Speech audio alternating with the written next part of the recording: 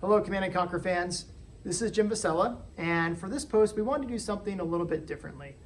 Ever since the start of the project, you've been asking us how we're going to approach the full motion video cinematics. And so today we wanted to reveal a bit more details about that. But there's quite a story to tell about where we've been over the past year, and figured it would be easier to do that in video form and a little more fun to share those details with you. Now this is going to take about 10 to 15 minutes, and I'll be honest, there's going to be some highs and there's going to be some lows about how we've approached this. But in the spirit of our transparency and our honesty with you, we wanted to give you the raw details about what we've been through and where we ended up. So why don't we get started? When we began the project in late 2018, we had the same question as you. What were we going to do with the FMVs? The honest truth is that we didn't have access to any of the source footage. To our knowledge, it didn't exist. When we spoke to Petroglyph, they didn't have it. Our EA archive group didn't have it. They've really just gone missing to time. And so we were stuck with the old VQAs, which are the old super compressed 320 by 200 versions of the cinematics that we've all seen for the past 25 years. Now, a few weeks into the project, I start seeing these posts around some of the community forums and from our community council. It was of an image that had been, I think, tweeted out back in the Victory Games days when they were shutting down. And it was a picture of a shelf with all these old Westwood videotapes. Some of you might be familiar with it. And I vaguely remember this post as well from back then.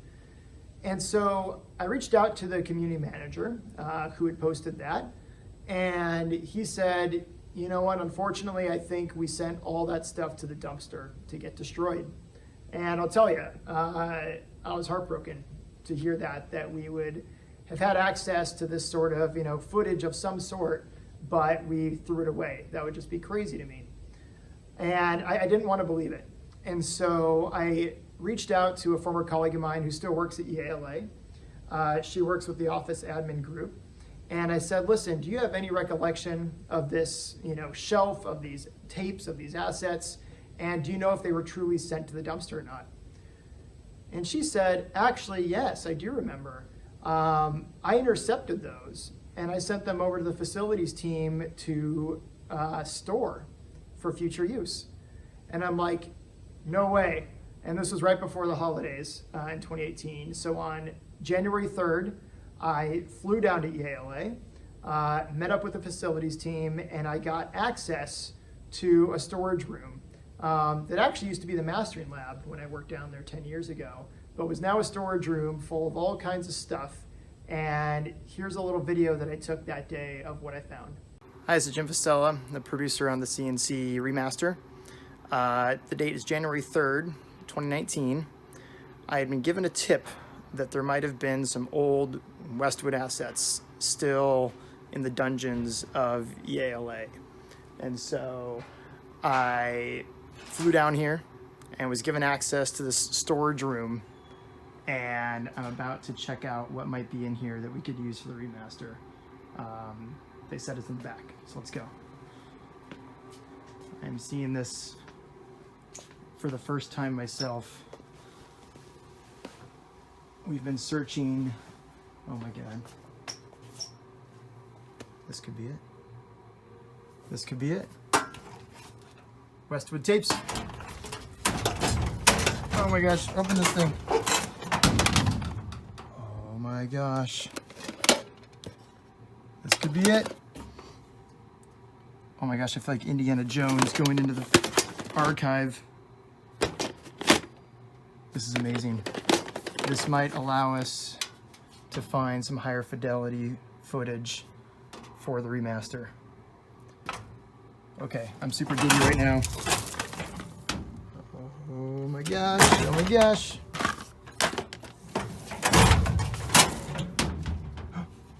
Dad tapes.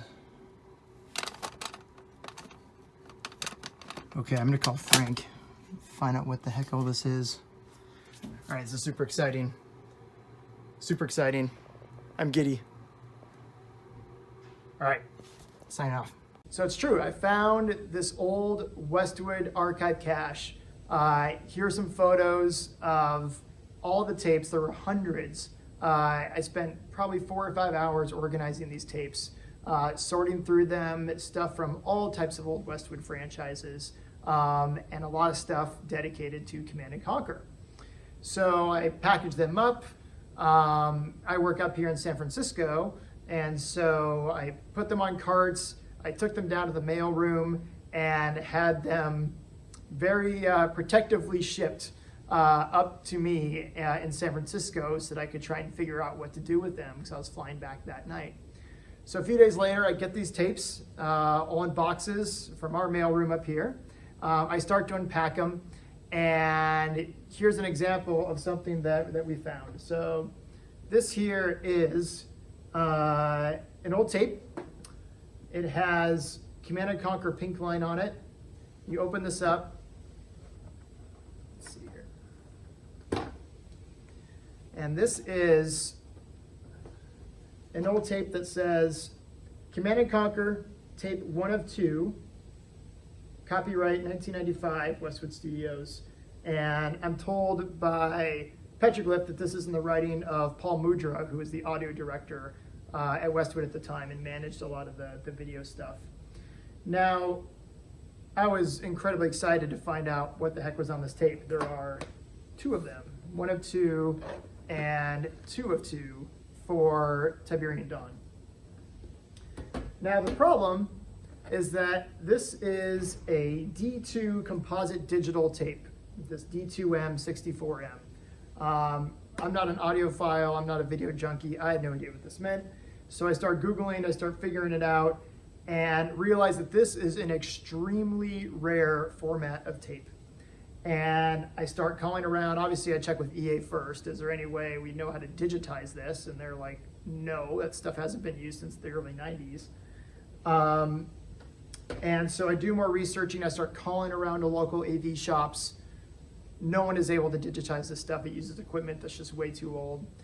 And so I expand my search, and I finally find one vendor on the entire West Coast of the United States that has the equipment to digitize one of these tapes. And they were down in LA, in Hollywood, because they used to do this for old broadcast TV stations. So back to LA we go. I wrap all these up in a bunch of bubble wrap, super protective. They're like gold to me, I think, not knowing what's on them. And I take them out of the mailroom and send them down to this vendor in LA, pay a good sum of money to have them digitized. And so I'm waiting for a couple days, and you can imagine the anticipation of like, what is on these tapes? Could this be the HD footage of the original shoots of the tapes? And I finally get, the hard drive back from them that has all the stuff digitized from these tapes. And the first thing that I see on the tapes is this. And you probably can't read this on the video, but effectively what it says is copy C directory burdette1.vqa to the tape. And so all that is on these tapes after all that are the same original VQA videos copied onto these tapes for backup. And unfortunately, the quality is pretty much even worse than what we had on the old stuff. So you can imagine I was heartbroken. And so that took us back to square one because there really wasn't much in the archive devoted to the original CNC or the original Red Alert. They're just too old.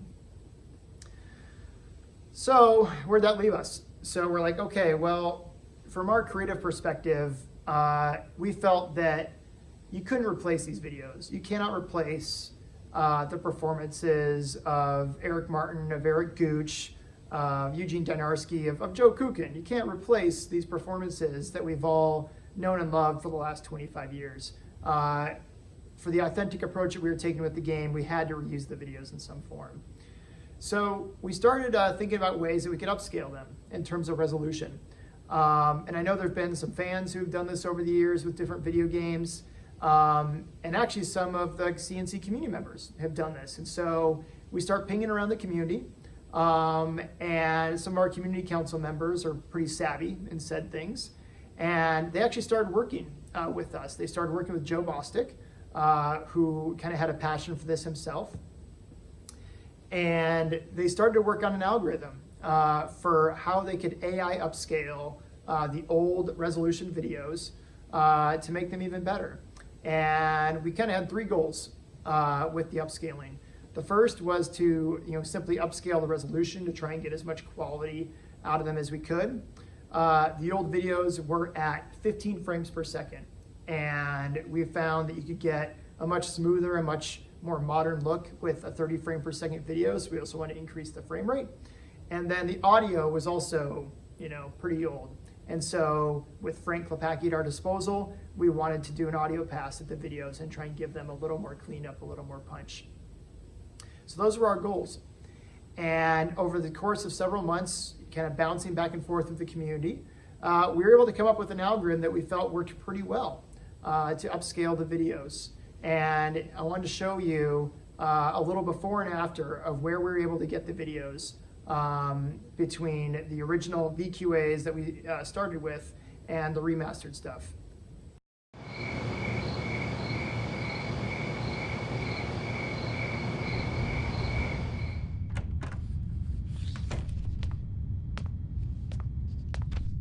Commander?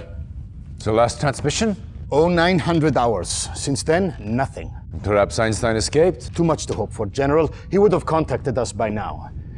This is classified. I know. I sent for her. General von Essling, she is a civilian. That's why I don't get killed.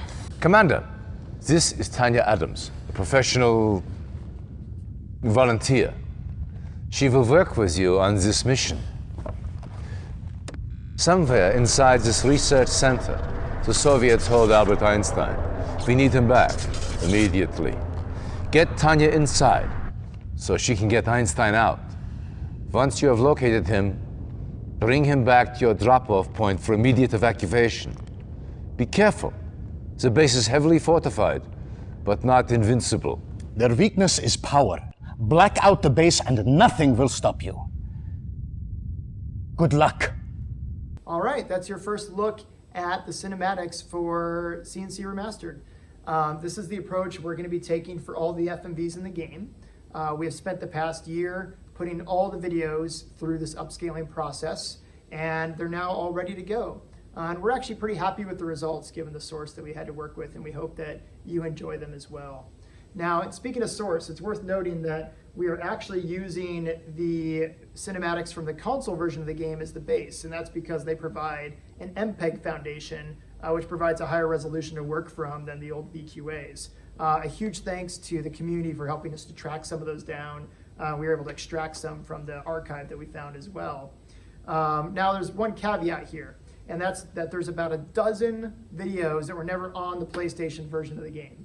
And maybe that was because of time constraints, maybe because of sensitivity issues.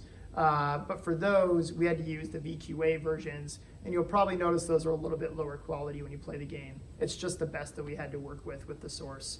But the upside of using the console stuff is that we're actually able to bring the exclusive console videos where General Carville is introduced over to PC. So we've actually structured the expansion missions very similar to the console, where you get to go through that story and experience those cinematics, which is personally some of my favorite content on the FMVs and the original games. So that's a great little upside for this process. Now, that's what we kind of have to work with in terms of all the core cinematics for the game. But there is a silver lining to this entire story. And that's that in the archive, not only did we find some of these core videotapes, but we also found some other special tapes. And that is these, which is B-roll footage from the Red Alert and Tiberian Dawn shoots that has never been seen before by anyone, I don't think, outside of Westwood Studios. So this says, for example, Shepard footage. This is a Betacam SP tape dated May of 1995. And it is all of Shepard's takes. It's him against the green screen, his rehearsals, and we have this for pretty much every character in Tiberian Dawn. We have a bunch of behind-the-scenes B-roll footage from Red Alert, which was found on tapes like this, Red Alert B-roll tape 1. And this is Joe Kukin, directing the crew and the cast on the sets, the green screen sets, and it's just an amazing historical look at the making of all the cinematics. Again, stuff that I don't think anyone had ever really seen. And so we found over 4 hours of footage for this, and we're gonna include them all in the remaster. And it's all gonna come through a feature that we're ready to announce today, and that's called our bonus gallery. The bonus gallery is a new feature that we've introduced for the remaster. It is essentially a giant unlock mechanism where for every single mission that you complete, you're gonna unlock a special piece of behind the scenes content. It could be a clip from one of the behind the scenes videos. It could be a photo that Joe Bostic provided from his archive of photos from the Westwood days with some developer notes. It could be an old piece of concept art. It could be a special audio music track that Frank discovered and was never released to the game that no one has ever heard before.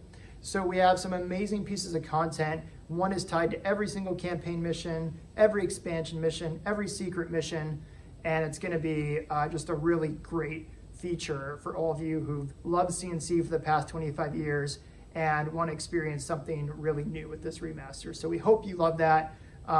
It was a lot of work to cut down and get all that footage ready. All right, that's what we had to share for the FMVs. Thank you so much for listening to this entire video. And as always, please provide your comments and your feedback in the post. We'll be watching, listening, and trying to respond to what we can.